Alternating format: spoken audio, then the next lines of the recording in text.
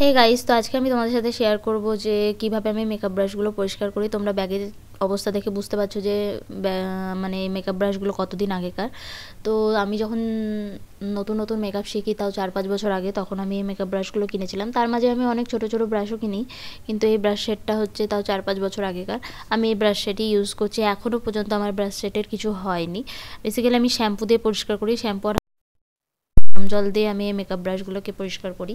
তো এতেই পরিষ্কার হয়ে যায়, আর অন্য কিছু দরকার পড়ে না। এখন বাজারে অনেক কিছুই বেরিয়েছে মেকআপ ব্রাশ পরিষ্কার করার জন্য, তো শ্যাম্পু দিয়ে বেসিক্যালি পরিষ্কার করলে পরিষ্কার হয়ে যায়। তো তোমরা এইভাবে ট্রাই করতে পারো, আর এতে কোনো রকম মেকআপ ব্রাশের কোনো ক্ষতি হয় না। অনেকে ভাবে যে শ্যাম্পু দিয়ে ব্যবহার করব, তো যদি আমার মেকআপ ব্রাশের তুলিগুলো খারাপ হয়ে যায়, তো কিন্তু সত্যি বলতে গেলে আমি 4-5 বছর ধরে ব্যবহার করছি, এখনও পর্যন্ত আমার ব্রাশের কোনো ক্ষতি হয়নি, একটা সিঙ্গেল ব্রাশেরও ক্ষতি হয়নি। তো তোমরা এইভাবে ট্রাই করতে পারো, দিয়ে ভালো করে ওয়াশ করে এটা রোদে শুকিয়ে নিয়ে তারপরে যত্ন করে রেখে দেবে, কোনো সমস্যা হয় না।